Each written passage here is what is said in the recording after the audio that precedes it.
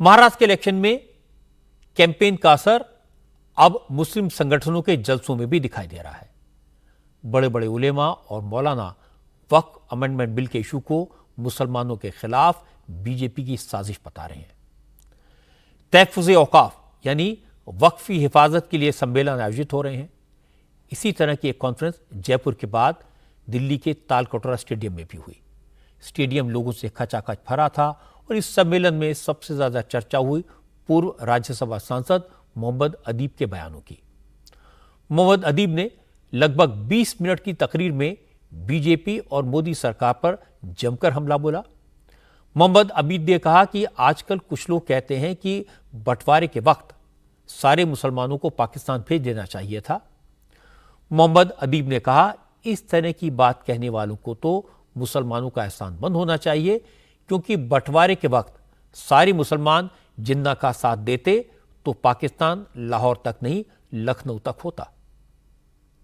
जो लोग पाकिस्तान चले गए उसका इल्ज़ाम हमें दिया गया। हम मानते हैं जो पाकिस्तान गए वो महाजिर हो गए, अपनी ज़िंदगियां बना ली, लेकिन हमने तो अपना खून बांटा था। हमने तो जिनाह को मना किया था, उनको ठुकराया था। हमने लियाकत अली खां को नहीं माना था। हमने नेहरू और गांधी और आज़ाद को माना था, अपने खून को बांटा था। अगर हम जिना के साथ जाते और अगर उस वक़्त हम सब मुसलमान जिना के साथ जाते, ये एहसान तो हमारा हुकूमत को मानना चाहिए, तो फिर पाकिस्तान लाहौर तक नहीं लखनऊ तक बनता। हमारा एहसान है, हमने पाकिस्तान को मुख्तसर कर दिया और हमें सजा देते हो तुम, हम पे जुल्म करते हो। मोहम्मद अदीब, जिनकी बात आप सुन रहे थे, 2008 से 2014 तक राज्यसभा के मेंबर रह चुके हैं। जब पिछली बार 2013 में डॉक्टर मनमोहन सिंह की सरकार ने वक्फ एक्ट में अमेंडमेंट किए थे, उस वक्त मोहम्मद अदीब पार्लियामेंट की सेलेक्ट कमेटी के मेंबर भी थे। मोहम्मद अदीब ने कहा, वक्फ की प्रॉपर्टी की खरीद फरोख्त रोकने के लिए, प्रॉपर्टी से आमदनी बढ़ाने के लिए कांग्रेस की सरकार के वक्त सख्त कानून बनाया गया था, लेकिन अब बीजेपी की सरकार मुसलमानों की प्रॉपर्टी पर कब्जा करना चाहती है। मोदी के राज में मुसलमानों पर जुल्म हो रहे हैं। मोहम्मद अदीब ने कहा कि मोदी ने साबित कर दिया कि मुसलमानों की मदद के बगैर चुनाव जीता जा सकता है। अब कोई सियासी पार्टी मुसलमानों को नहीं पूछती, इसलिए अब मुसलमानों को अपनी ताकत दिखाने की जरूरत है। हमने सबसे ज्यादा जो मुसीबत झेली है वो ये है कि अब हमारी हैसियत नहीं रह गई।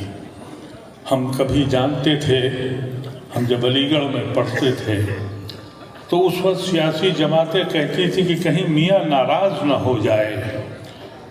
2014 में मोदी एक फार्मूला लेके आए कि हम बग़ैर मुसलमानों के हाकिम वक्त बनेंगे। वो बन गए। उनके बनने के बाद हर सियासी जमात ने ये फैसला किया कि ये तो एक बोझा हैं, हमको अपना हिंदू वोट बचाना है।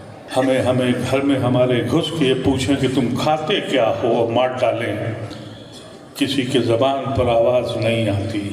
इस मुल्क को कैसे मैं कह दूँ, मुझसे कहा जाता है कि गर्व से कहो।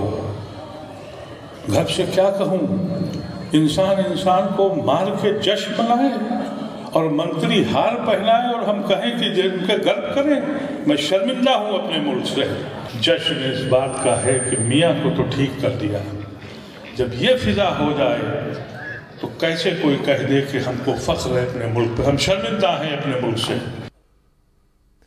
मुस्लिम नेताओं को, मौलानाओं को, उलेमाओं को अपनी बात कहने का पूरा हक है, पूरी आज़ादी है। उन्हें बीजेपी को, नरेंद्र मोदी की सरकार को आलोचना करने का अधिकार भी है।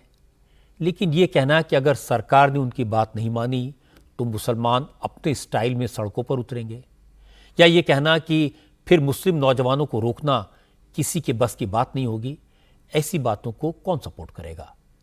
न हिंदू न मुसलमान, कोई ऐसी बातों का साथ नहीं देगा। इसलिए मुझे लगता है कि मौलानाओं को, मुस्लिम लीडर्स को थोड़ा संभल कर बोलना चाहिए, ऐसी बातें नहीं करनी चाहिए, क्योंकि जब मौलाना इस तरह के बयान देते हैं तो माहौल ख़राब होता है, मुद्दा बनता है और दूसरी तरफ से लोगों को अटैक करने का मौका मिलता है।